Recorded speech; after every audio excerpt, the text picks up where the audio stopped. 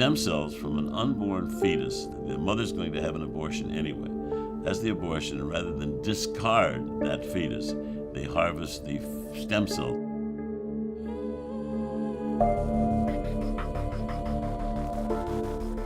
We look at one of the most divisive issues in America, abortion. We have to bomb and torch clinics, so be it. The deadly shooting rampage at a Planned Parenthood clinic. What bothers me is the anti-abortion people. If their kid was sick, or their kid had a disease, if they were any type of parent, they'd be knocking everybody out in line to be the first one here. And there's no doubt about it. And I'll go toe-to-toe with any one of them. When someone dies, but they choose to donate their organs to give life, I think in collecting stem cells, it's a great way of just giving life. The way I feel about it is those babies are gonna get aborted anyways. That's the way I feel. Might as well make God made something readily available. If you're going to have an abortion, don't waste what can save someone's life. I don't want you to have an abortion, but if you're going to, don't waste. And people need to realize that the availability of wherever it comes from is God's will. Another laboratory has reduced their effort on studies that require fetal tissues, despite the importance of this research, due to concerns about personal safety. The significance of fetal tissue research has been reiterated by other leading research institutions, including Harvard, the Yale School of Medicine, and the University of Minnesota.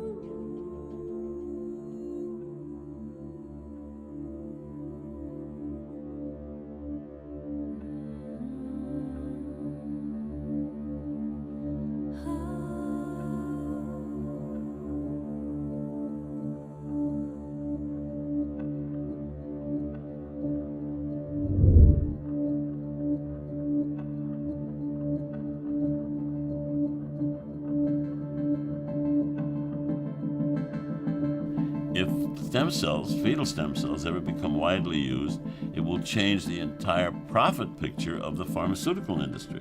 Because they don't make their money on well people, they make their money on sick people. And continually pumping drugs of all kinds into them. That is how the medical profession survives, on drugs.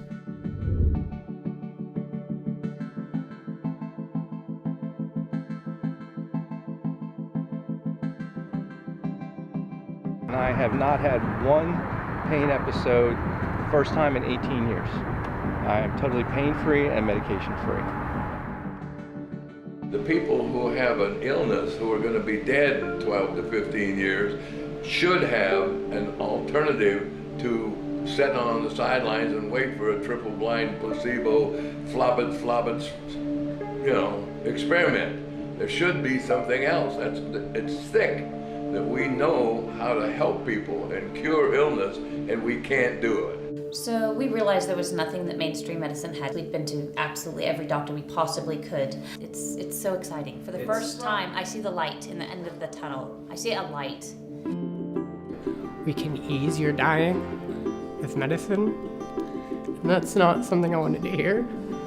So going to a different country for treatment sounds a lot better than that. I was very skeptical, very skeptical. It's helped me tremendously with just one treatment. I've gone from middle school, and then high school as well, almost flunking, staying up till 2 in the morning with my parents, just so they could help me because I couldn't even do it myself. Till now I'm making straight A's and B's, which is phenomenal. So you're saying in the 4-month time that you're making better grades than you ever have? Yeah, actually beneficial, yeah, absolutely. Without taking medication now, Vyvanse, ADHD, Adderall. She was diagnosed with a rare form of muscular dystrophy. After the very first treatment, within that next week, she went from falling 15 to 20 times a day down to no times. She doesn't fall anymore. Her gait was really wobbly all over the place, and now she walks super straight to be able to walk in a straight line. Something is working well for you. Something is working well for me, and I'm not doing anything else, so. What's important is that it is chronic lymphocytic leukemia and that it hasn't progressed and that you're not sick. Which is why once a year, like an insurance policy, I go back and get the stem cells. I've never seen anything quite like this, I gotta be honest. If I had the bet, I would never think anything like this would work. I haven't seen anybody get this well. What can I tell you, except that we're looking at a 20th century miracle. And you wouldn't let him walk without assistance. So look where we are today. So do you mind if I film you? Go ahead and film it. I'm still an emeritus associate professor in chemical engineering and adjunct professor in mechanical engineering at Georgia Tech. I also have Parkinson's disease. Tell me how you feel about today. I can tell the difference from the time that I first started getting the treatment. How do you feel about the fact that that this isn't available like readily in the States? Like, any opinion? In my opinion, based on what I know about it now, I think it's criminal. You're looking really good. How do you feel? I'm feeling much better. Yeah? Yeah, I mean, because you had trouble standing up earlier. Right. Yeah. How do you feel now? As far as a lot better. It's not perfect, but it's a lot better. That's amazing. I'm not trembling so much.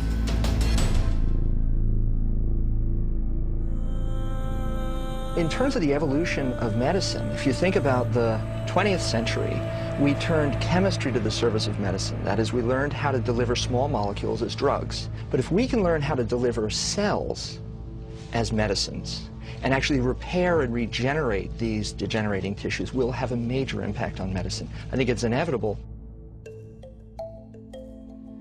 There are many different types of stem cells. The ones we hear most about are embryonic stem cells, umbilical cord stem cells, and adult stem cells. These different stem cell types should not be confused with one another, as they are not all created equal, nor are they the focus of this stem cell story. Instead, for this journey, we focused on fetal stem cells, arguably the most contested and controversial form of stem cell therapy to date. I'm just trying to think. I don't know how to just start talking. It's a lot to tell you over one sitting, you know? I don't know, it's hard. I see kids in wheelchairs in my doctor's appointments and I think, wow, I'm lucky. And then I see kids in high school and I think, wow, I got the short end of the stick. I don't do the things that I used to anymore. I don't really leave the house at all because it's hard. I mean, I live on my couch and in my kitchen and in my room, and I don't choose to. I don't mean to ignore my friends because I don't want to hang out with them because it's hard to. I don't go to music shows like I used to because that's something I'm really passionate about, and that's the only thing that I cared about. And I can't even get up the stairs without having to sit and catch hold of myself because my heart beats extremely fast and I feel like I'm about to pass out. Because now what they're offering us as far as his cystic fibrosis team is a double lung transplant, which, you know, the horrors of that, I can only imagine. I know my son does not want that. And there's no guarantee with that either. No, they even said that, you know, there's some people who go through it and wish that they didn't. Lung transplant is where you need to go. If you think about it, we can ease your dying with medicine. And that's not something I wanted to hear. So going to a different country for treatment sounds a lot better than that. I've started visualizing going over the border of Mexico, and I've started fantasizing about the results. He's 21 years old and he should be out living his life and dating and having a job and going to school or whatever he wants to do. He pretty much just exists in this house. It's really hard for me. And then when we found out that there is another option, once that was totally realized, then I remember being pissed. Yeah, mad. Yeah. Why? That this is not available, readily available to us. Mm-hmm. It's not talked about. Okay, we're all done. That's it.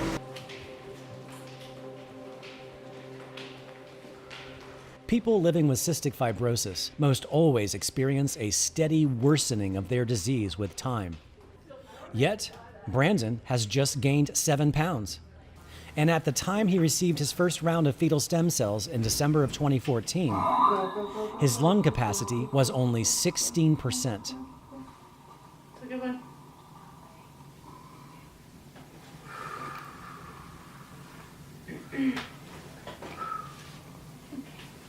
Real close. Almost the same. So 24. Awesome. And now, his lung capacity is at 24%. While fetal stem cells can't repair the genetic mutation that causes cystic fibrosis, it is Brandon's hope that fetal stem cells will prolong his need for a double lung transplant, or perhaps avoid the transplant altogether. Now, imagine this is a stem cell. Stem cells are unique because they have the ability to generate new cells of almost any kind. They all start off as unspecialized cells, but given the right chemical and genetic signals, the stem cells can divide to form slightly more specialized cells of different size, shape, and function. And after a few more cycles of division, these can give rise to highly specialized cells, like heart muscle cells, for example, that help your heart pump the blood around your body. Given a different set of signals, this same unspecialized stem cell can go down an alternative pathway and give rise to a different type of specialized cell, like a neuron that transmits electrical signals in the brain. Most of the public doesn't understand what stem cells are, much less understand the differences between their types. So here is a brief overview. Umbilical cord stem cells are cord or placental blood cells that are saved at birth. However, umbilical cord blood transplants have limitations, as treatment of adults with cord blood has so far proved to be very challenging. Up until recently, they are only really known to treat blood diseases.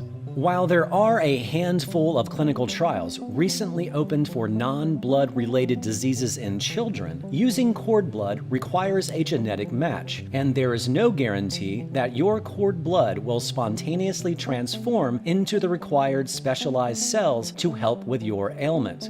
And be forewarned, if you are currently expecting a child and plan on banking your child's cord blood, it's important to realize that gaining access to your own child's cord blood cells is no easy task. We spent approximately $4,000 for his cells. And when it came down to it, my disease per se happened to be autism. I could not get them. They would not release them to me, even though I went all the way to the top. They advertised that they will be able to do this, and this. That did not happen. I could not get them. When I finally got to the head of Viacord, when I asked, finally, how many have you released? The answer I received from the clinical director was 1. I bought them, I paid for them, and I could not get them. Adult stem cells are the most popular and the least controversial. Now, researchers have found adult stem cells in more tissues than previously thought. Bone marrow, skin, brain, liver, eyes, and this has led to research into using the patient's own adult stem cells to repair damaged organs. However, there are currently several limitations to using adult stem cells. Adult stem cells are often present in only minute quantities and therefore can be difficult to isolate and purify. Adult stem cells may also contain more DNA abnormalities caused by sunlight, toxins, and errors in making more DNA copies during the course of a lifetime. There has been recent buzz about how scientists can now reprogram adult stem cells to behave like embryonic stem cells, but they are still adulterated cells and may also suffer DNA abnormalities. The use of embryonic stem cells has been a hot topic of public debate, so much so that President George W. Bush banned all federal funding for embryonic stem cell research in 2007. Only to be overturned by President Barack Obama 2 years later.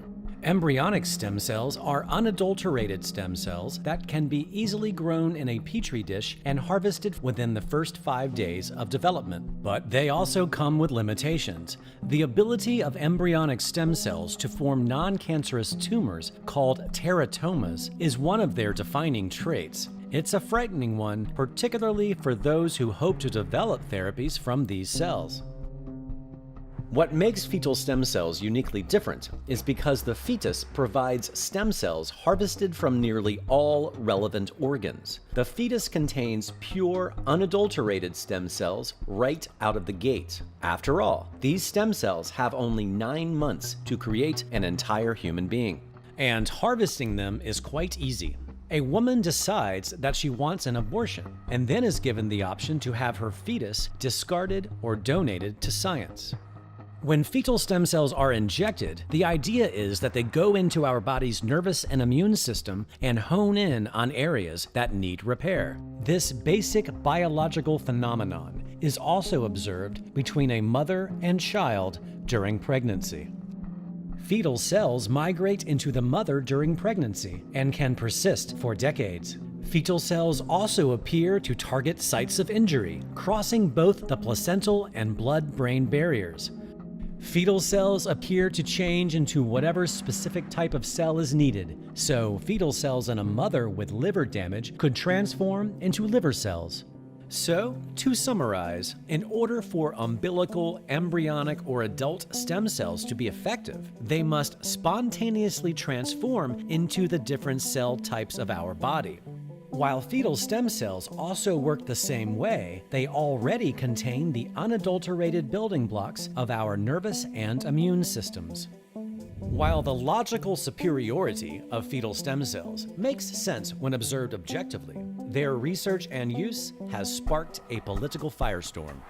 Iran and Planned Parenthood. Killing babies in America. The $30 to $100 price, that's per specimen that we're talking about, right? Yeah.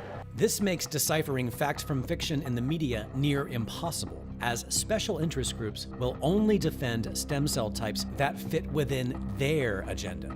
Look at whenever there's a news story of a great success with stem cells, it's always adult stem cells.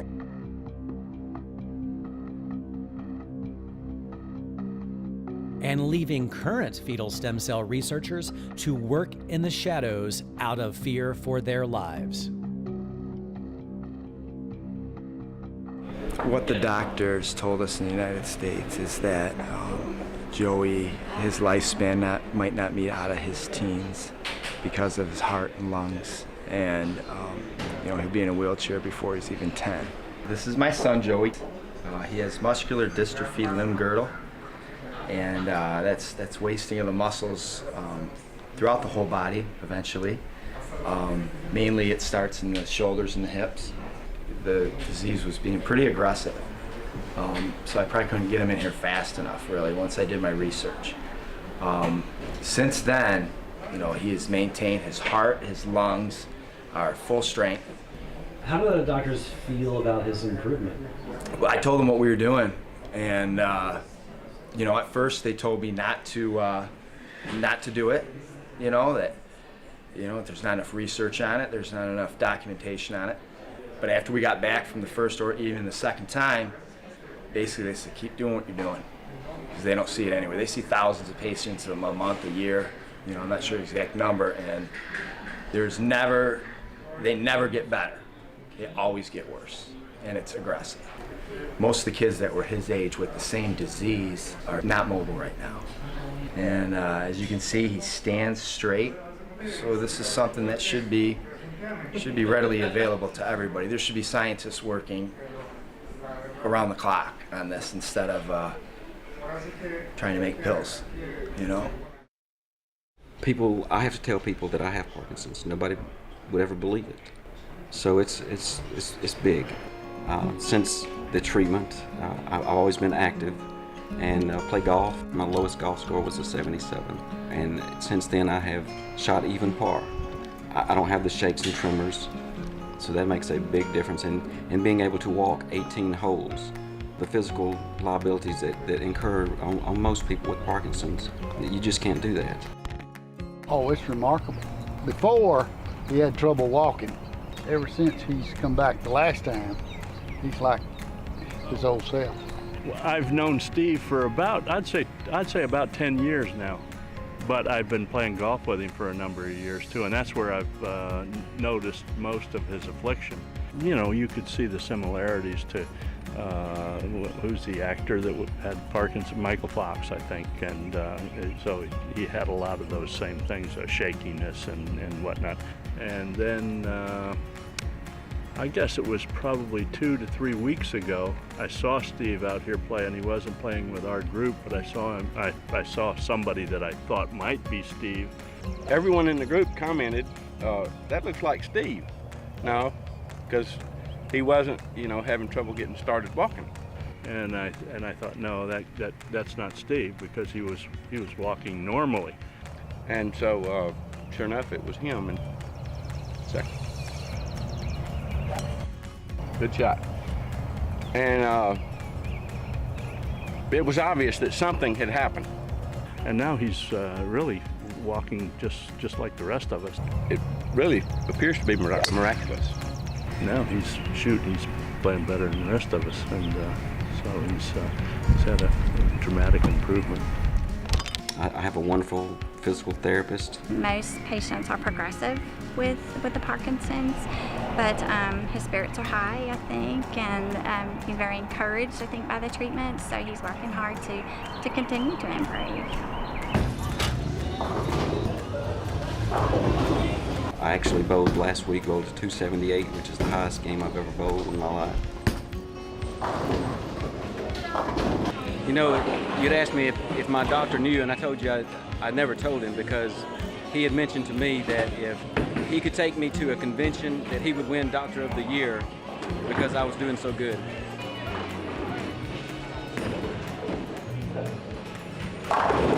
Steve's story is somewhat unique. During this investigation, I found that not everyone with Parkinson's got better. Fetal stem cells only appeared to help those with Parkinson's who were recently diagnosed, usually within 1 to 2 years, like Steve, and the case of Carolyn Porter. So my husband and I sat down at the table, and I remember that night that I took my fork and I started to take a bite, and my hand started trembling so bad that I couldn't stop. I took the left hand, and I finally was able to take a bite. Well, for a year and a half, I had been going to my computer every single night, and I would type in Parkinson's disease, and stem cell popped up on my computer. And I thought, I didn't type in stem cell. What is stem cell? I had gotten to the point that I couldn't walk, and I certainly couldn't talk. I went in May of 2013. When I came through the airport, everything was in a wheelchair. They told me there were no guarantees, so we were wide open. We knew there were no guarantees, and they said it would be up to 6 months probably if the stem cell helped me. Well, we finished the treatment on a Saturday, and we came back to the hotel, and we left on a Sunday. Going home, I said to my husband, I think I can walk. He said, oh, no, you can't walk. She informed me on the way home that I didn't need her help, but that she could get up and walk on her own, and she did, which was very surprising. We got to the airplane, and I just could tell that I was getting better. 3 days after I had the stem cell treatment, I just started speaking correctly. All of a sudden, it was like everything stopped. It was like there were no more tremors, there were no more head shaking. It was maybe 10 days after she got back. She got out of her car, and I literally, I had cold chills because she could walk. We sat down. Her hands did not move. She did not jerk. She could carry on a conversation without stuttering. And we both just sat and cried. And I promise you, everything stopped. I was well, and I was the most happiest person in the world. I played the piano all the time. Well, for 2 years, I couldn't play the piano. I'm not a really good pianist. My thing when I get home from work, the first thing I do is turn the news on and watch it, and while I'm sitting in my easy chair, but I always get interrupted by Carolyn playing the piano, which interferes with my television viewing.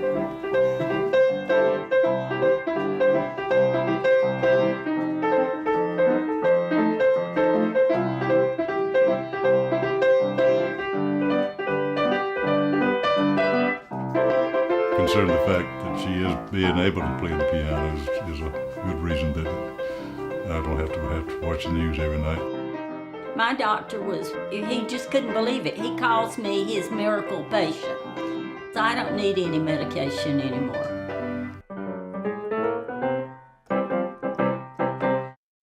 At the moment, the largest stem cell research agency in the world is CIRM, or the California Institute for Regenerative Medicine, a multi-billion-dollar agency that was voted into existence in 2004 by the citizens of California. We are an agency that was created to help patients, and our mission is to accelerate stem cell treatments to those patients with unmet medical needs. Since their inception more than a decade ago, they've faced some criticism from the media for what they perceive as a lack of progress, with the LA Times calling them a $6 billion public investment that was born in hype. But it appears the mainstream media hasn't truly investigated why CIRM's efforts are moving so slow. Welcome to the December board meeting for CIRM. This observation was further confirmed when we found ourselves to essentially be one of the only members of the media attending CIRM's 2015 Science Subcommittee board meeting in Los Angeles. CIRM's board consists of a colorful assortment of members, from doctors and scientists, retired Senator Art Torres, former CEO of Paramount Pictures, Sherry Lansing, to actress, writer, director Lauren Miller, Seth Rogen's wife. At the time of this meeting, CIRM announced the commencement of 15 clinical trials, 3 of which involve fetal stem cells. While CIRM has plenty of money and influential people at the helm, they repeatedly expressed that their biggest impediment isn't science or money, but the FDA, a regulatory agency that continues to insist on applying the drug development model for a conventional drug to stem cell treatments, which is like forcing a round peg into a square hole. 70% of respondents to our surveys listed FDA as the single biggest impediment to developing stem cell therapies. From the time we discover a stem cell product that looks promising to the time we can actually get an IND approved by the FDA to where we can start doing clinical trials. That, right now, for stem cell therapies is too long. It's somewhere between 6 to 8 years. The industry average for anything that's not a stem cell is 3.2 years. And so we look at that and we say, okay, that's a problem. Cell therapies are either essentially unregulated by FDA, and very little regulation. Take you less than $100,000 and take you less than 3 months to comply. Or they are excessively regulated by FDA, where it costs greater than $1 billion, and it takes longer than 12 years. And there's nothing in between. And all of the other disciplines of medicine have something in between. In other words, to address this growing field, in 2001, the FDA created a new tiered approach paradigm to deal with the approval of stem cell therapies by allowing certain stem cell therapies they deem safe, like adult stem cells, to simply exist without regulation, while most all other stem cell technologies, including fetal stem cells, are forced to go through at least a 12-year, $1 billion regulatory process just to reach the market. We also know that stem cell therapies from a commercial standpoint clearly are disadvantaged. So big pharma companies will disproportionately in-license non-cell technologies at a much greater rate than cell technologies. Only 8% of CIRM's programs actually have partners. The reason there is no commercial interest is because stem cells are just biology that anyone with the proper resources can harness. They simply can't be patented or placed into the current monopoly-driven pharmaceutical paradigm. The very idea that an increasing number of people are discovering this technology, many of whom no longer require the pharmaceutical medications they were expected to be prescribed for the rest of their lives, is an extremely frightening reality to the current business paradigm the pharmaceutical industry has relied on for decades. And since the FDA's Drug Evaluation Department has literally been purchased by the pharmaceutical industry due to Congress passing the Drug User Fee Act, with nearly $1 billion of the FDA's annual $1.3 billion drug evaluation budget coming directly from the pharmaceutical industry it is supposed to be regulating, there is no logical reason the medical industry is going to loosen its reins on this groundbreaking technology anytime soon. In fact, the FDA recently began providing members of the U.S. Congress with one-sided information, reporting only the dangers of stem cell treatments, much of which was outdated and does not reflect what is documented in the clinical literature. These actions cast the FDA in a very unfavorable light and seem to make it appear that they are actively lobbying against a therapeutic modality for which they are responsible for fostering. We're not anti-regulation, we're not anti-FDA, but we also will not ignore that there's a problem. We reject outright the notion that a regulatory pathway that takes over 15 years and costs over $2 billion is the only way to go. That's not an acceptable approach. The demand, the need is very real. Patients really are suffering, they really are desperate, they really do need help. The entities, the researchers, and the companies that have the solutions view, in some respects, the barriers between their current therapies and those patients as insurmountable. Then lastly, with respect to centers that operate either overseas or underneath the jurisdiction of FDA, that is a symptom of the problem. They take their products and their technologies overseas where they're not subject to the same regulatory constraints. The common denominator is we're not doing anything that's meaningfully advancing the field and helping the patients. Due to this reality, people like Lawrence Simon, who was diagnosed with multiple sclerosis a few years ago, aren't going to just sit around waiting for any well-meaning agency to catch up and alter a regulatory system that doesn't want to change. Have you spoken to your doctor about what you're doing? I have. There's no tremor, which there was initially. How about your grasp? Squeeze. Good. Very good strength there. Very good.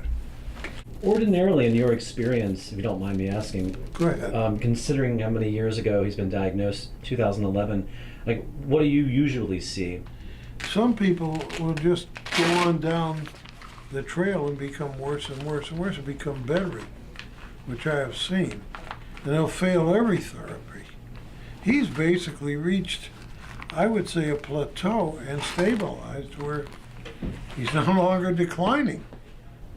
I'm very impressed with what I'm looking at, I gotta tell you. And I've been at it 50 years almost, that ought to tell you something.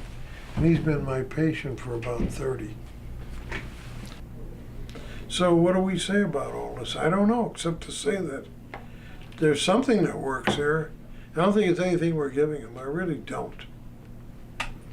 From what I've seen and the failures I've seen, I'm pleased.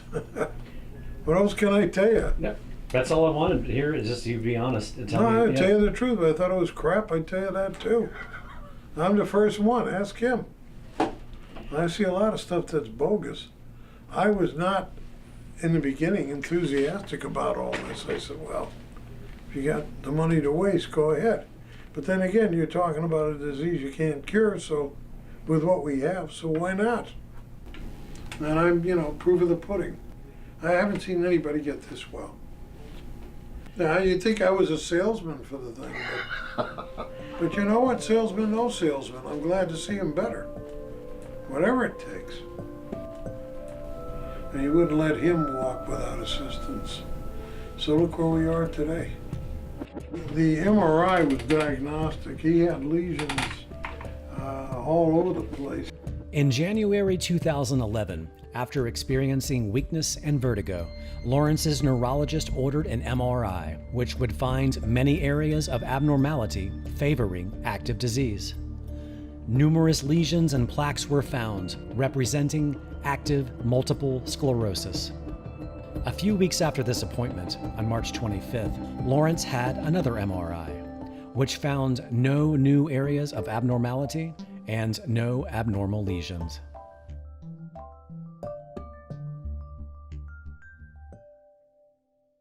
Susie became a patient 31 years ago. She was frequently ill with recurring respiratory illnesses, intermittent swelling of lymph glands, frequently treated with antibiotics. In 2004, she became more severely ill and more persistently presented with lymph glands that were swollen all over her body. In consideration of the fact that she has a family history of a lymphocytic malignancy, it was appropriate to further investigate why her lymph glands were remaining swollen and weren't getting better after treatment for infectious causes. This was the bone marrow biopsy. It confirmed she had a condition called chronic lymphocytic leukemia. Most people with the condition do have progressive illness, and that it can convert to a serious life-threatening malignancy. It was interesting, as we have followed her in the past 10 years, that there has been no progression of her lymphocytic leukemia. And in fact, there's been improvement in the number of abnormal cells relative to normal cells in her blood. Her lymph glands have remained normal. They responded very quickly to treatments that she received at the time. You've got probably the most carefully documented body in my practice in terms of 6 to 8 inches of paper charts before the new computerized records started in 2006, which, if we were to print them out, would likely occupy several boxes of computer paper.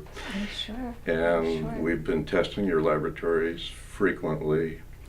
And I do have to acknowledge that we're not finding anything wrong with you or evidence of any side effects from the treatments that you've received. What's important is that it is chronic lymphocytic leukemia and that it hasn't progressed and that you're not sick. The majority of people don't have that experience.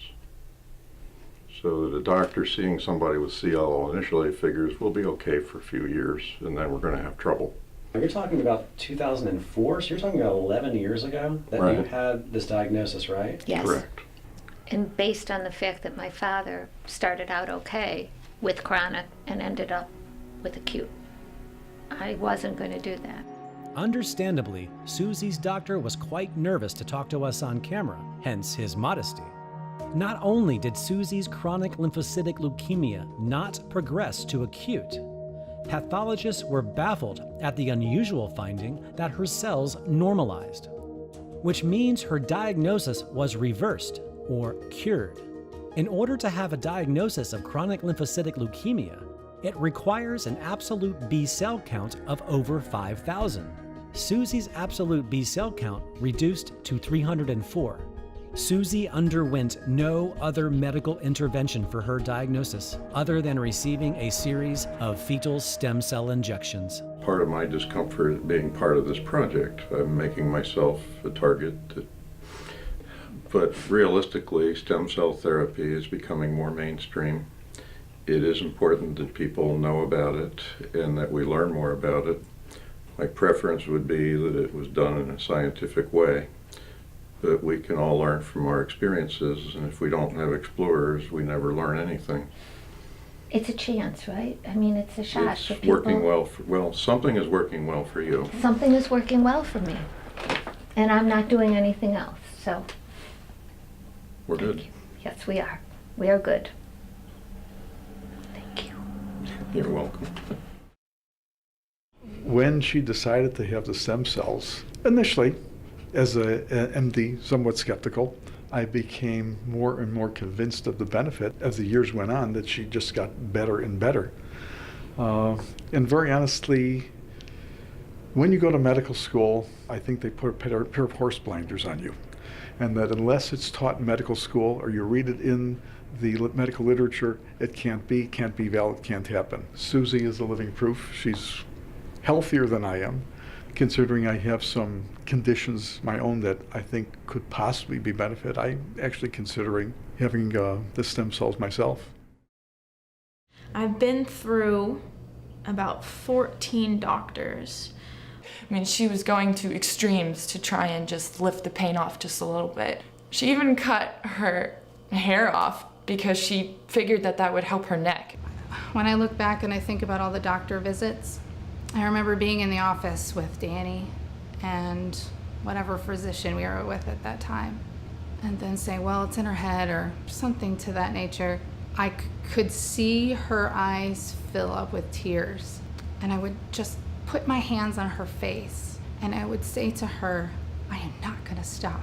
You will not suffer one more day if I have anything to do about it. I got my wisdom teeth taken out, and I got prescribed the medication that she got prescribed for just if she had a really bad day. You know, here, take some narcotics, you know? In late 2013, a genetic test finally helped doctors diagnose Danny with ankylosing spondylitis. This is a type of inflammatory arthritis that primarily affects the spine, causing the ligaments to become inflamed. The cartilage then fuses to the vertebrae, causing the spine to fuse, causing immobility. After all medical treatments failed to help Danny, from a host of anti-inflammatories to methotrexate, which is a chemotherapy drug usually given to cancer patients, as well as tumor necrosis factor inhibitors, and some of the most powerful narcotics available, she then underwent fetal stem cell therapy in Mexico on July 25th, 2014. She had this smile from ear to ear. I hadn't seen that smile in so long. The minivan brought her back to our hotel. She says, Mom, let's go for a walk. Let's go shopping and go out to eat. And I was like, what? Who are you? Within a week of getting the stem cells, I stopped taking all of my medicines. They weren't allowing me to be me. They changed my personality so much. And that's something that stem cells has given me. It's given me the ability to be me because I don't have to poison my body with all the other medicines that change who I am. Danny is now a Division I athlete whose rowing team reached the NCAA championships.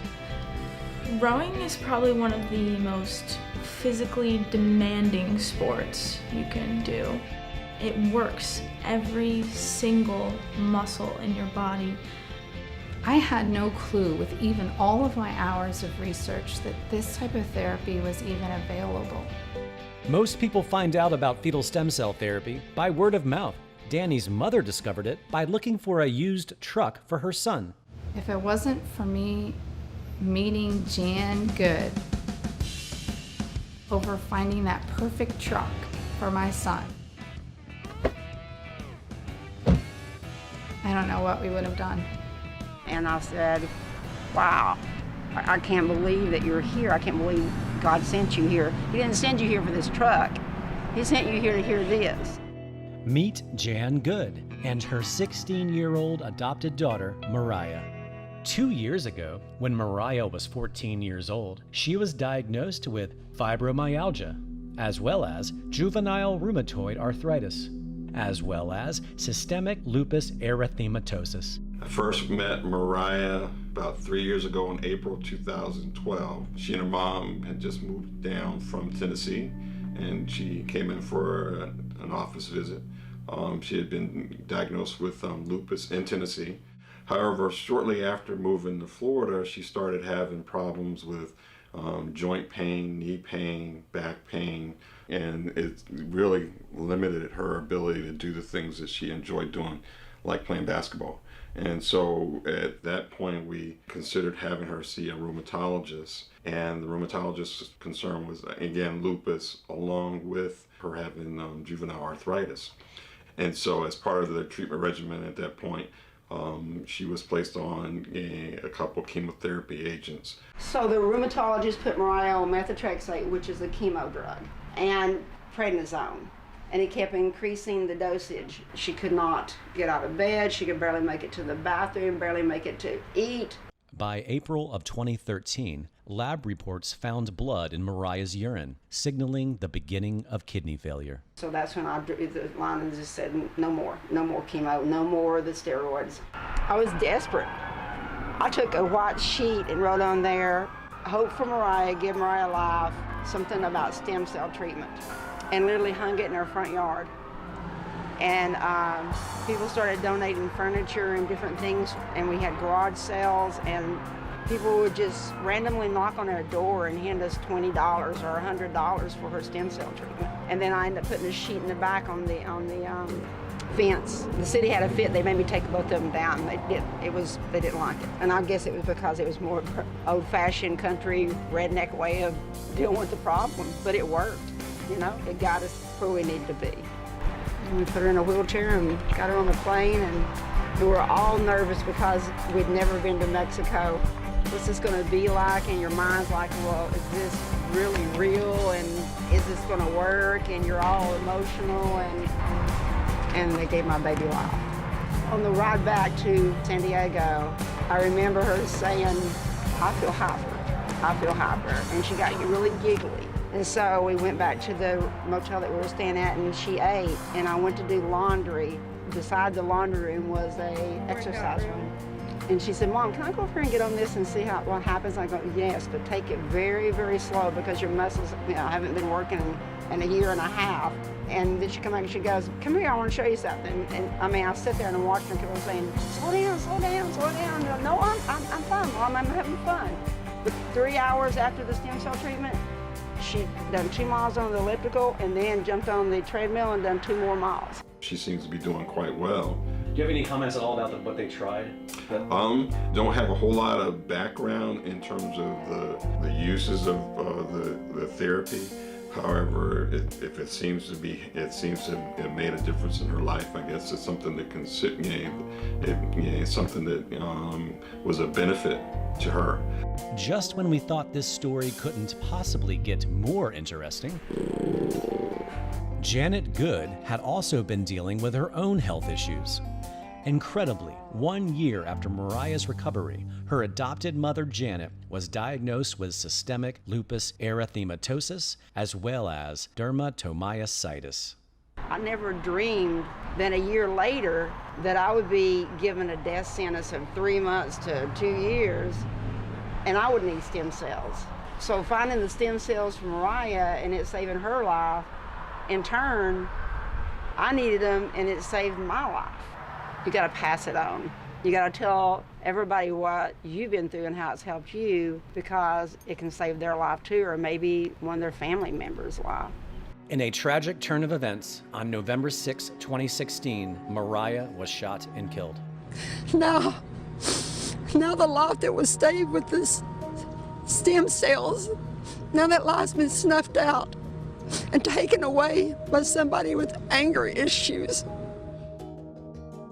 Not only do people seek fetal stem cells for various immunological and neurological ailments, some of the world's busiest professionals are seeking fetal stem cells for anti-aging, better performance, and overall longevity.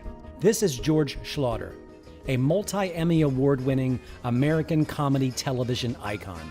He's best known for his work as a founding producer and writer for the groundbreaking television comedy classic, Rowan and Martin's Laughing. It's a powerful, powerful tool for good health. I took the injections myself. And when I came home, my wife looked at me, she said, well, what happened to you? Where have you been, right? It wasn't a high, it wasn't like any kind of drug or anything. It was just a sense of well-being. It wasn't even euphoria, it was just a sense of being comfortable. So I took the injection, and I then took some people down there, including my wife and including my daughter. And I cannot understand the resistance to it. except for the fact that if stem cells, fetal stem cells, ever become widely used, it will change the entire profit picture of the pharmaceutical industry, because they don't make their money on well people. They make their money on sick people and continually pumping drugs of all kinds into them. That is how the medical profession survives, on drugs. Medical profession is great. They do great things. I wouldn't want to have a plumber deliver a baby, but they resist this out of the opinion that this will change the whole profit structure of the medical profession. And it will. It's coming. It's just a question of when. They resisted Jonas Salk, and having had polio, I wish they'd stopped resisting before I got it. My favorite is, they said, there hasn't been a double-blind study. There's been double-blind studies on a lot of the drugs that killed people. There's been double-blind studies on chemotherapy, which we know a lot of people have not survived. It's just that it kind of makes me very, very uncomfortable to think that waiting for some kind of a double-blind study that would result in the death of one child and the cure of another. My question always is, how do you select which child to treat with a placebo and which child to treat with these stem cells? Use of fetal stem cells isn't anywhere near as dangerous as cough medicine. It can kill you. This is William Rader, the Chief Scientific Officer for Stem Cell of America, a company operating out of Southern California. Most of the patients you've seen so far were treated by Rader's company. However, due to strict American federal regulations, these patients had to travel to Tijuana, Mexico to obtain the injections. Earlier in my career, I was one of the first medical experts on television. Starting out first in radio, then eventually appearing multiple times on The Merv Griffin Show. Dr. William Rader. Doctor? His successful television career continued well into the 1990s. I received a phone call from Eastern Europe, and they called me and told me about fetal stem cells. So I said to them, I'll tell you what, I want to see this. I want to interview you. I want to interview patients. I want to just do whatever I want to do when I'm there. Would you agree to that? They said yes. 10 days later, I'm on an Air Ukraine plane. It totally blew my mind what I saw. In 1995, William Rader traveled to Kyiv, Ukraine, and spent some time with the founders of a medical university clinic called MEASLES. This is the late Professor Alexander Smigadub, who in 1991 is the man responsible for originally inventing and developing the technological innovation of fetal stem cell therapy, along with MEASLES co-founder and partner, Dr. Alexei Karpenko, who you will meet later. Professor Smigadub and Professor Karpenko taught William Rader the basic techniques of fetal stem cell transplantation. According to Professor Alexei Karpenko, MEASLES was also looking to partner with William Rader on a new clinic, but Rader decided to take the information he learned and open up his own fetal stem cell company instead. I dropped everything else, and I dedicated myself to fetal stem cell research. During production on this documentary, the California Medical Board revoked William Rader's medical license in their failed attempt to stop his operation. Nonetheless, I decided to get the cells in March of 2015, and I was treated no different than any of the other patients. Stem Cell of America doesn't perform any preliminary medical testing, and this entire injection process takes about 30 minutes. As with anything that is done while avoiding federal regulations, obtaining full transparency as a journalist telling this part of the story was difficult, as I wasn't allowed access to any of Rader's research laboratories, where Rader claims to replicate their fetal stem cells instead of using new and fresh aborted cells. So, to truly get to the bottom of this convoluted story, I traveled to MEASLES in Kyiv, Ukraine, where this technology got its start more than 20 years ago. And what better way to fully understand fetal stem cell therapy than to experience it by the world's original pioneers? While undergoing MEASLES' 3-day longevity anti-aging program, MEASLES allowed me to document my entire treatment program and film their laboratories and facilities. Unlike most medical clinics in the United States, MEASLES tested my blood and urine in their lab on site. It is from these lab results, in addition to a full ultrasound and electrocardiogram, that MCell's doctors designed a special protocol just for me, which consisted of a variety of fetal stem cell types, a 3-day facial using fetal stem cells, hyperbaric oxygen sessions, and even massage to help keep my circulatory system flowing nicely to allow the stem cell transplants to properly take hold. So, on day 1, after all my preliminary testing was complete, I was moved to a private room where I enjoyed some coffee and an all-organic breakfast I ordered from the menu while I waited for my primary physician to arrive. This is Dr. Irina, who is both a medical doctor and a PhD working regularly behind the scenes in expanding MCell's research and development of fetal stem cell technology. This is Lena, one of MCell's managers and the translator assigned to me. At the start of each day, Dr. Irina checked all my vital signs and asked me various questions related to my overall health.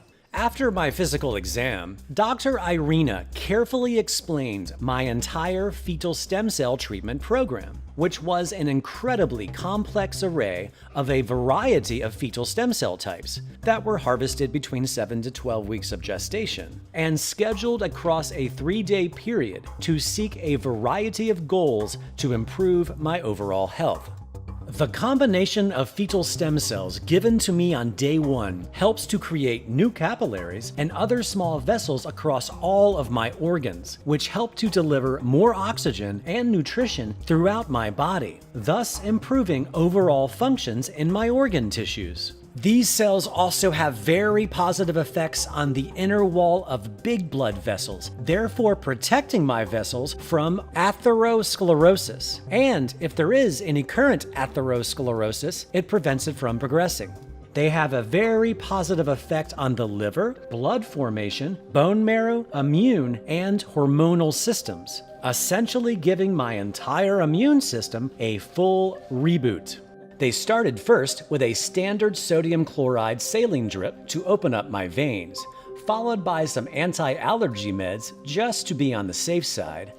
And after all of this settled in, they brought in my first round of fetal stem cells. Then it was off to see their masseuse, Yuri. The massage was about an hour. Back to my room for a little lunch and relaxation, followed by hyperbaric oxygen.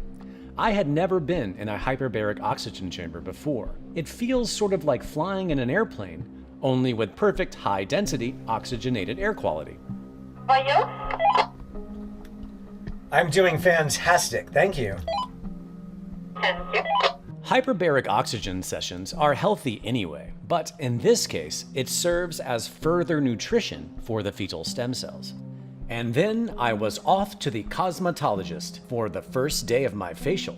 My cosmetologist was Helena, who first gave my face a thorough cleaning before applying the key ingredient of this cosmetic therapy, chorion cells, which Helena had already prepared shortly before my facial began.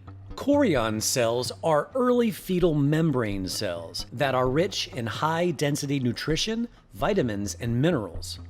These cells are highly anti-inflammatory and regenerative when applied to the skin. And MCell is the only place in the world offering chorion cells as part of a cosmetic facial. The chorion cells were then carefully brushed onto my face. Helena then applied a rejuvenation mask containing aloe vera and other ingredients to end the session. And this was the end of my first day of treatment. And they also provided transportation to and from the clinic each day. At the end of day 1, I really wanted to do some sightseeing in the beautiful city of Kyiv, but MCell's doctors requested that I take it easy and not exert myself too much. I stayed downtown near the central square of Kyiv, which provided a plethora of hotels, shopping, and food. Day 2. Dr. Irina checked my vitals, and I was given a second round of the same fetal stem cells I received on day 1. Off to massage, And then round 2 of hyperbaric oxygen. This is Dr. Maria, who was supervising my sessions. Not only is Dr. Maria a medical doctor, she received her PhD in fetal stem cell therapy. Back to my room, where Dr. Irina inspected my abdomen to prepare me for my first subcutaneous injections of the cells that will improve my neuronal or nervous system.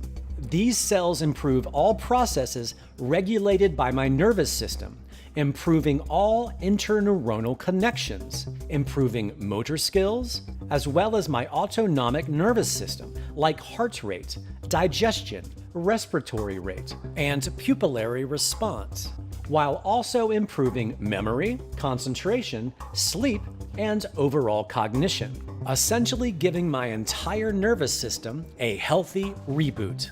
After a standard saline drip was completed, this combination of cells were injected subcutaneously into the fat of my abdomen. The reason for the location of these injections is because the fat of our bodies hold the most stable temperature and allow overall protection of these cells as they adjust to my body and begin to slowly release into my nervous system. And finally, day 2 of my facial.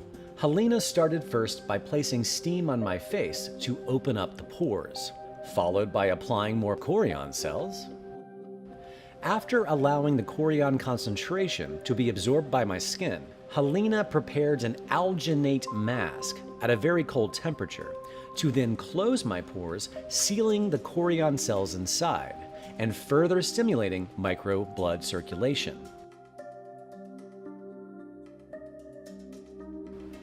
And that was it for day 2. Wow. Well, at least at MCELL, as I decided it was time to do a little sightseeing. The city of Kyiv is gorgeous and rich with history and culture.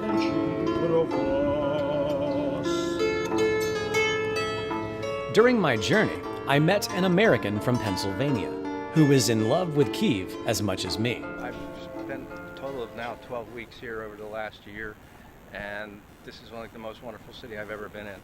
Mr. DeMarco is also an MCELL patient. 18 years ago, I had a very bad motorcycle accident, and along with many other injuries, I suffered a broken vertebrae, spinal cord damage, and my brachial plexus nerve group was avulsed or torn out on my right side.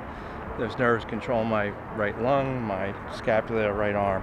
After multiple reconstructive surgeries, I was left with severe spinal cord nerve damage pain.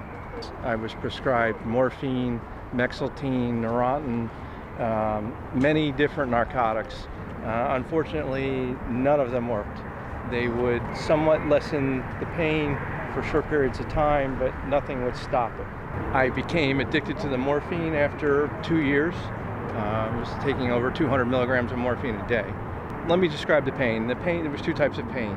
It was a 24/7 type of compression, squeezing pain, which was more bearable than the shooting pains that I experienced. The shooting pains I could liken to a knitting needle that was heated over a flame and plugged into a wall and then stuck in your funny bone.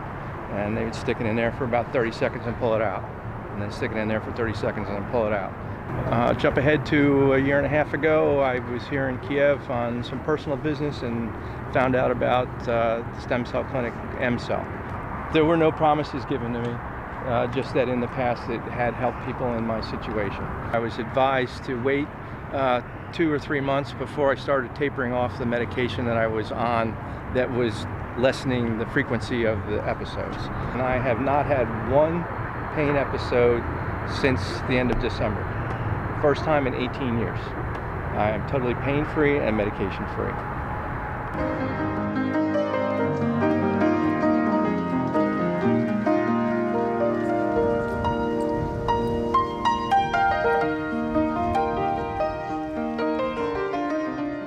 Dr. Irina checked my vitals as usual. And then time for my second round of subcutaneous injections. But this round of subcutaneous injections was an array of fetal stem cells to help me with my entire musculoskeletal system, which helps to improve my bones, cartilage, tendons, ligaments, and my joints and all their connective tissues, improving overall metabolic processes, while also increasing trophic and elasticity of my skin. Also increasing energy levels, triggering regeneration, rejuvenation, and overall high efficiency. Which also, by the way, includes a great improvement of sexual functions. Essentially, giving my entire metabolic system a nice reboot. The reasons for the location of these injections is the same for the cells I received on day 2. My third massage, and then back to my room where they gave me an IV drip of amino acids to further improve my body's environment, giving the fetal stem cells the best chance of doing their job. And finally, it was back to my room where Dr. Irina spent a great deal of time summarizing my entire treatment program, reviewing my blood, urine, and other tests they performed, and explaining to me why they gave me the types of injections and therapy they did. Each patient undergoing therapy at MCell has a completely different personalized therapeutic schedule depending on their current health or any more serious ailments they may have. Since I'm pretty healthy already, I underwent MCell's longevity anti-aging program, but others with specific ailments would receive a different protocol. I met the Kelleher family who had just arrived from Houston, Texas, whose youngest son, Beckham, underwent MCell's personalized treatment protocol for autism. This is Beckham's father, Matt, and his mother, Terry. While there on day 3, I had the privilege to meet Dr. Alexei Karpenko, the original co-founder and partner at MCell. Yes, you see, with autism we have rather positive results, but the only thing that I should warn you, this will not be most probably complete recovery.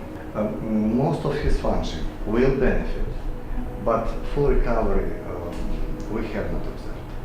We understand. We understand. We're seeking quality of life improvement. Yes. Okay. I wish you success. Thank you. I appreciate that. Thank you very much. Considering that autism currently strikes 1 in every 45 children in the United States, costing each family supporting a child with autism over the course of his or her lifetime as much as $2.4 million to care for such a diagnosis, I was quite interested in seeing how Beckham fared after fetal stem cell treatment. So, 4 months later, I traveled to the Kelleher's hometown of Houston, Texas, to see if Beckham had made any progress. We had a lot of aggression. Beckham would scratch me, he would bite me. So I would go to bed nightly and I would have bloody sheets. I would have scratch marks. They would be on my face, my back, wherever. I'm talking full on biting, full on scratching, full on bruising, all gone. We had no eye contact. I would try to get in his face, Beckham, Beckham, Beckham. In his world. He would just look straight past me. He'd look straight past you. It was heartbreaking. It was really, really, really difficult. But the eye contact was absolutely not there, period. It was even more than that. When you looked in his eyes, it was almost as if you were looking in his eyes and you weren't seeing any. Nobody was home. He wouldn't respond to his name. He wouldn't respond to anything. And it was pretty drastic when that happened. Almost immediately after he had his stem cell transplant, we saw changes. He had this terrible eczema everywhere, all over his skin. Within 3 days, it was gone. I have fought that eczema for years with prednisone, you name it. I've tried dietary changes. It was gone. His skin was clear. His eyes turned bright. All of a sudden, these smiles I had not seen in years. We started swimming. He could not swim before. He gets his head underwater. He loves it. Bye-bye. Before his stem cell transplant, he would not walk for me. I always had to carry him. He would just block my body and refuse to walk. I couldn't walk him around the block at 3. I had to have a stroller. All of a sudden, he's walking. He walks now, holds my hand like a neurotypical child, and we walk. We can walk in the park. I can walk with him to the grocery store, to the mall. That might not seem like a big deal to parents that are used to it, but for those that aren't able to have a child to walk, it's a huge deal. So the fact that I could do that made my life so much easier. So I'm not holding a 45-pound kid, 18 bags of groceries. I mean, it's really miserable and difficult. So that was another huge thing. He's just so much more receptive to a different idea, which was not the case before. Go up. Up. Oh, there you are. Oops. He can now motor plan if he has an idea. That was not there before. His cognitive levels have increased significantly. That's nice. That's good. You wanna go fast? Fast. Oh, we're gonna spin fast.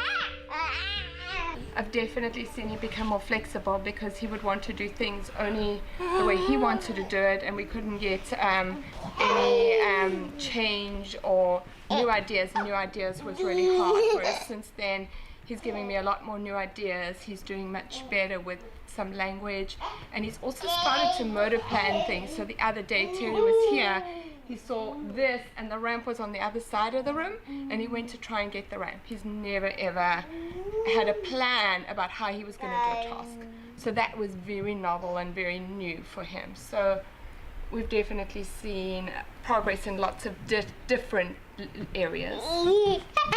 I've been working with him since he was 18 months old, so it's almost 3 years now.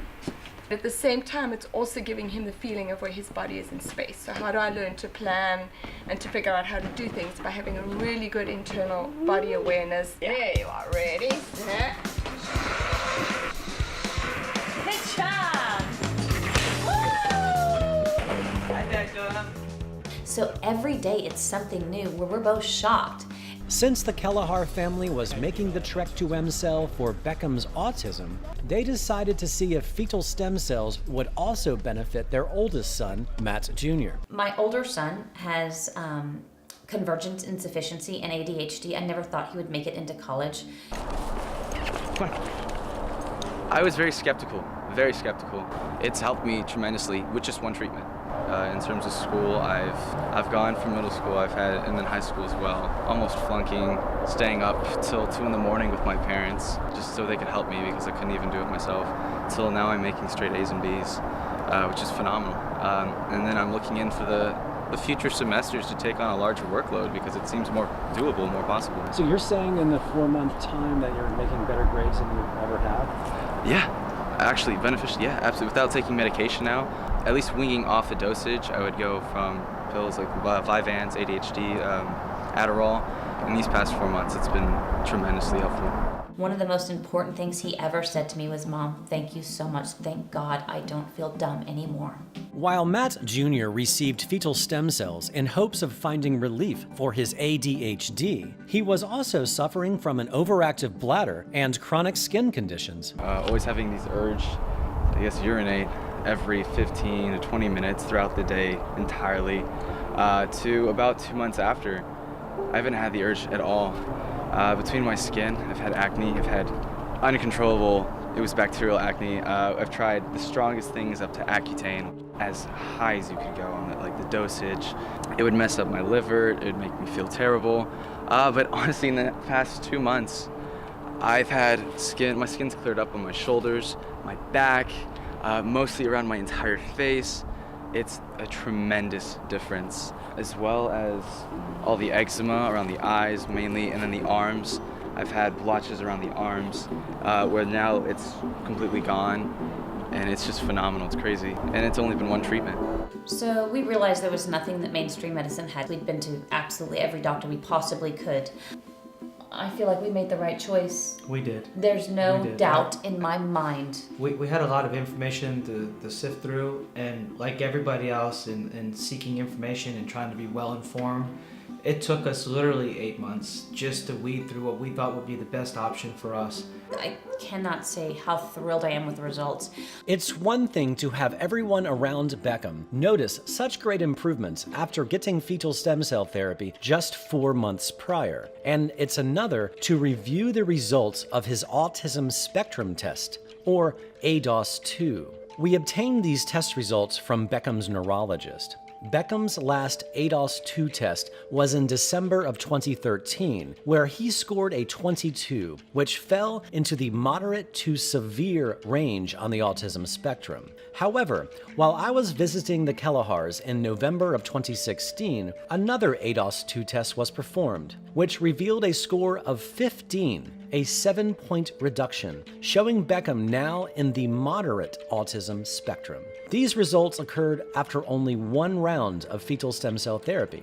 Beckham has not been taking any medications during this time.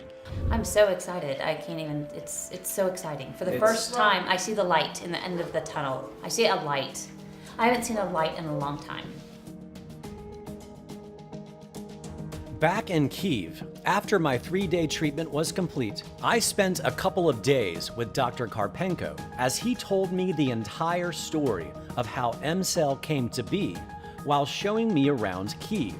Dr. Karpenko had worked directly in cooperation with Ukraine's Ministry of Health, allowing MCell to freely and legally come into existence.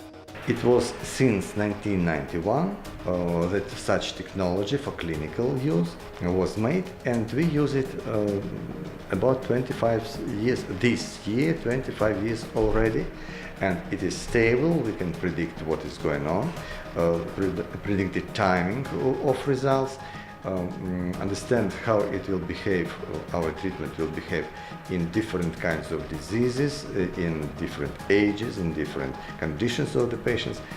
So this was the start of clinical use of fetal stem cell transplantation, not just a discovery of fetal stem cells or the first pioneer transplantation. I took a tour of MCell's research facilities and quality control labs. I wanted to get a fully comprehensive understanding of how these cells are harvested and tested before being administered to patients. The process begins specifically between 7 and 12 weeks of gestation, where the fetal material from a legal, voluntary abortion with the donor's consent arrives at MCell within 2 hours of the abortion procedure. This fetal material then enters MCell's biotechnology laboratory. This is Christina, MCell's CEO and overall supervisor for all of MCell's harvesting and quality control laboratories. Not everybody can come inside. I know. I feel very, very privileged. I would love you to see the process of the extraction of the fetal stem cells, but I'm very sorry, but we cannot film it. That's okay. That's okay. Thank you. So let's go? Yep. After MCell's scientists extract more than a dozen different relevant categories of fetal material in their biotechnology laboratory, the fetal stem cells are immediately sent to the cryopreservation department, where they are then suspended using a special proprietary method. Once the cells are successfully suspended, they are then simultaneously sent to 3 different departments. During the research phase, the cells are tested for their functional activity, viability, and consistency. They need to make sure they are using healthy and thriving cells capable of expanding and replicating once injected into the body. This viability testing process also involves a state-of-the-art laser-based flow cytometer, which is capable of analyzing, counting, and sorting the fetal stem cells in real time up to 1,000 particles per second. While that is happening, this exact same batch of fetal stem cells is also being tested in MCell's microbiology lab, where each batch of fetal stem cells is tested to make sure they do not contain any harmful bacteria or contamination. This same batch of fetal stem cells is also sent to the polymerase chain reaction laboratory, where MCell's scientists carefully test each batch of fetal stem cells for any harmful viruses. Polymerase chain reaction is the method of molecular diagnostics that allows MCell's scientists to identify a single copy of the DNA and RNA of harmful pathogens. MCell's testing process is repeated 3 times to make absolutely certain that their fetal stem cells are up to the highest standards of viability and safety before being administered to patients. MCell has the largest fetal stem cell bank in the world. Quite often, people confuse fetal stem cells with embryonic stem cells when they aren't remotely the same thing. An embryonic stem cell is harvested within the first 5 days of development in a petri dish after artificial fertilization. Unlike fetal stem cells, embryonic stem cells haven't formed any organs or valuable tissue to take advantage of, regardless of the misleading hype in the news media. Not to mention that embryonic stem cells can be quite dangerous. The ability of embryonic stem cells to form non-cancerous tumors called teratomas is one of their defining traits. It's a frightening one, particularly for those who hope to develop therapies from these cells. In many cultures, including the Ukrainian culture, the vocabulary word for fetal simply doesn't exist, which only adds to the confusion, as in some cultures, the terms fetal and embryonic are used interchangeably, hence the name MCell. I had the opportunity to read a draft manuscript of Dr. Karpenko's soon-to-be-published paper summarizing the last 25 years of fetal stem cell transplantation. In it, he mentions the first patient they ever treated, a young 14-year-old boy with severe aplastic anemia. Aplastic anemia occurs when the body's immune system turns on itself and attacks the blood's platelets and the red and white blood cells, otherwise known as bone marrow failure. The only potential cure mainstream medicine offers for this disease is a life-threatening bone marrow transplant. And the only way to stay alive waiting for a bone marrow transplant is to undergo constant blood transfusions. This disease afflicts up to 900 people per year in the United States. So we decided to track this patient down 25 years later, who is now a thriving husband and father living in Switzerland. We had a lovely Skype call with Dimitro from his home in Switzerland and his parents who still live in the Ukraine. Dimitro was cured of aplastic anemia 25 years ago after only 2 fetal stem cell transplants. Dimitro did not undergo any other therapies other than fetal stem cell transplants, completely restoring his entire bone marrow ever since. The fact that fetal stem cells have only 9 months to create an entire human being should help illustrate the power of these cells in comparison to any other stem cell type. When they enter your body, they are programmed to seek out anything that needs repair, redefining the meaning of the power of Mother Nature. For the record, I couldn't find anyone to agree to go on camera that opposed fetal stem cell therapy. I reached out to countless anti-abortion politicians, including Mrs. Blackburn from Tennessee, who chaired an anti-fetal stem cell congressional hearing in 2016. Sell human fetal tissue for a profit, you break the law. Donate fetal tissue with 0 profit, you are within the law. I also reached out to anti-abortion activist and Christian evangelist Franklin Graham, Billy Graham's son, who also refused to participate. My contact with various stem cell experts had similar responses. When I contacted James Thompson, Time Magazine's Man Who Brought You Stem Cells, for his participation in this documentary as a stem cell expert, his response was simply, "I'm sorry, but it is out of my area of expertise." Gaining legal access to fetal stem cell therapy in the United States is currently next to impossible. CERM is running a handful of clinical trials, but these trials are currently 12 years and at least $1 billion away from meeting FDA's requirements for market approval. And that's just for one ailment. It could theoretically take hundreds of years and billions of dollars to obtain approval for all relevant ailments. The problem we have is we don't have, after 15 years of this regulatory paradigm in place, we don't have anything close to being reviewed by the FDA for approval. But I think when CERULE steps back and looks at that regulatory framework, we think, well, if there were something in the middle that wasn't as daunting as the current regulatory approach, instead of taking these innovative cell therapies overseas or having them be under the surveillance of FDA, would they just not come into the fold and do the work necessary to show they're safe and effective in a timely fashion and in a way which from a cost standpoint, enabled them to be successful? There are only a handful of places in the world one can obtain fetal stem cells. Another company is STEMedica, based in San Diego, who first made headlines in 2015 after treating hockey legend Gordie Howe in Tijuana, Mexico. Gordie Howe, one of the greatest hockey players of all time, was on his deathbed last year after suffering a stroke.